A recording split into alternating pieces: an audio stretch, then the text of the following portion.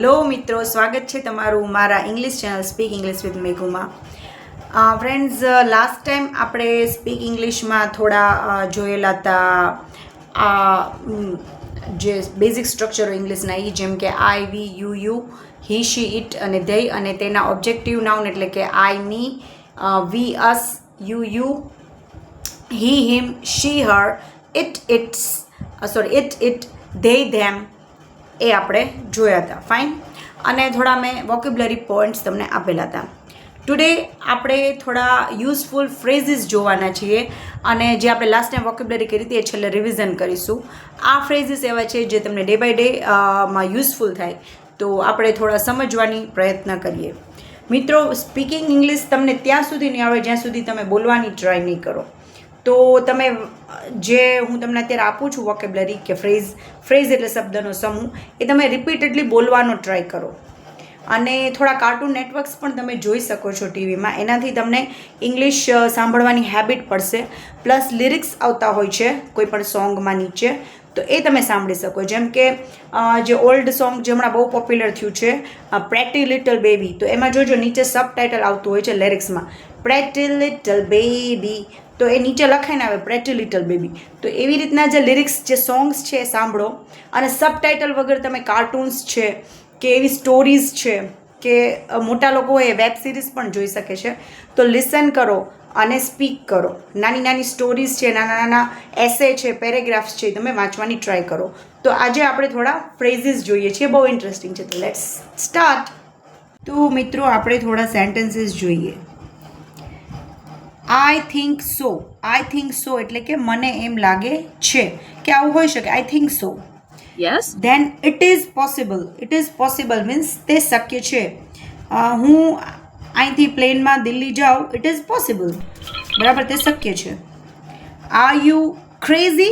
શું તું ગાંડો છે કે તું ગાંડી છે? આપણે કહે કે શું છે ભાઈ, તુક્કાબાજી હવાબાજી કરો, આપણે કહે આર યુ ક્રેઝી? તું ગાંડો છે.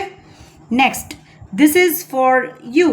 ધારો કે એમ કહું આ પેન આપના માટે છે, તો this pen is for you. This is for you, આ તમારા માટે છે. Next, how do you know? તને કઈ રીતના ખબર પડી? આ વાત તો મેં કોઈને કરી નહોતી, તો how do you come to? How means કેવી રીતે. How do you know? તને કઈ રીતના ખબર પડી? કામ ડાઉન, શાંત થાવ, શાંત પડો, શાંત થાવ, કામ down. I will go there. હું ત્યાં જઈશ. આઈ વિલ, હું જઈશ, ગો એટલે જઈશ, અને ધેર એટલે ત્યાં. I will go there.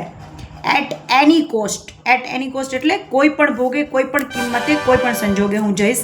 At any cost. Then let me speak. મને બોલવા દો. Let me speak.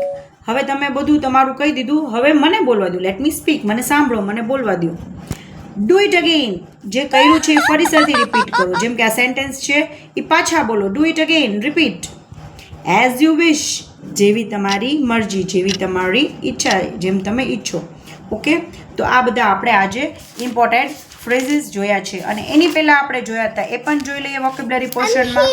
આપણે જોયું હતું સ્વર કેટલા છે, તો કે 5. એ, ઈ, આઈ, ઓ, યુ. એ સિવાયના જે છે એ પછી શું આવે? બી, સી, ડી, ઈ નહીં, એફ, જી. તો ટૂંકમાં આ સિવાયના જે રેસ્ટ છે તમામ એ શું છે? વ્યંજનો. સ્વરને ઇંગ્લિશમાં કહેવાય વોવલ્સ અને વ્યંજનને કહેવાય કોન્સોનન્ટ્સ. ઓકે, પછી લાસ્ટ ટાઈમ આપણે વોકેબ્યુલરી જોઈ હતી, એમાં વહેલી સવારના 6 વાગ્યાને કહેશું ડોન, 8 વાગે મોર્નિંગ, 12 વાગે બપોરે મધ્યાહન નૂન, 3 વાગે આફ્ટરનૂન બપોર પછીનો સમય, 5 વાગે ડસ્ક સંધ્યા સમય જે આપણે કહીએ છીએ તે, 6 ગોધૂલીનો સમય, જે મેં તમને કીધું હતું ગાયો જે છે એ ખેત ખલિયાનમાંથી ચરીને પાછા ફરતા હોય છે એ સમય, 6 PM એટલે ઇવનિંગ, અને 9 PM એટલે night. Good night, tata, bye bye. તો friends, English is nothing but matter of speaking, listening, writing and reading.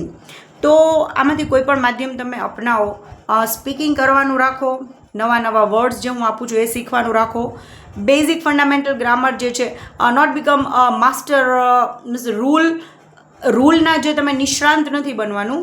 Not becoming a master of rules and જેના બધા ગ્રામર્સના પોઈન્ટ્સ છે એનું, but we should know the basic things. તો that's it for today. અને હું જે તમને પોર્શન કરાવતી રહું છું એ તમે જો કરતા રહેશો તો you will find gradually improvement in your English basic grammar understanding અને ઓફકોર્સ સ્પીકિંગ પણ તમારું યુ મે મતલબ થોડું તમે ઇમ્પ્રૂવ કરી તો શકશો જ.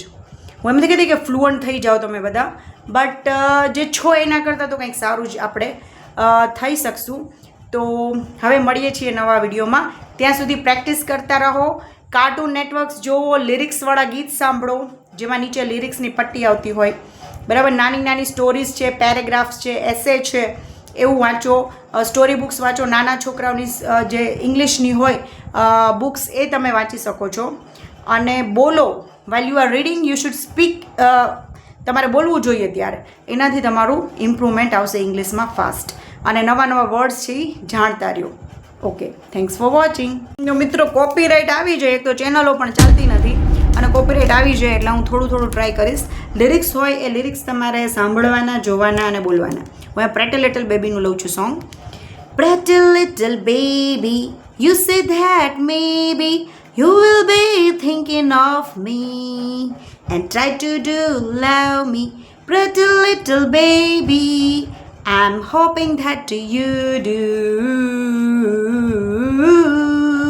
તો આવી રીતના જે સોંગ હોય છે એ લિરિક્સ નીચે આવતા હોય છે, એના વર્ડ્સ લખાઈને આવતા હોય રીતસર શબ્દ, એ તમારે જોવાના અને બોલવાના. તો આવી રીતના એક પ્રેટી લિટલ બેબીનું હું લિંક આપું છું. 44 મિલિયન વ્યૂ છે, તો એમાં લિરિક્સ આવે છે. તો આ ટાઈપના સિમિલર સોંગ્સ તમારે સાંભળવાના. અને કાર્ટૂન નેટવર્ક્સ જસ્ટ જોવાનું ઇન ધ સેન્સ એમાં સબટાઇટલવાળું નહીં, એમને જોવાનું. સબટાઇટલ જોશો કે એ શું બોલે છે એ જોશો, જસ્ટ લિસન, જેટલું સમજાય એટલું. તો એનાથી તમારું ઇંગ્લિશ ઇમ્પ્રુવમેન્ટ થશે. તો મળીએ આવતા વિડીયોમાં. ત્યાં સુધી Tata, bye by, take care અને જોતા રહો સ્પીક ઇંગ્લિશ વિથ મેઘુ. અને સબસ્ક્રાઈબ કરી જ દેવાનું, બરાબર છે. ગુજરાત લોકો તો ખાસ કરી દેજો. ચલો બાય બાય, મળીએ નેક્સ્ટ વિડીયોમાં.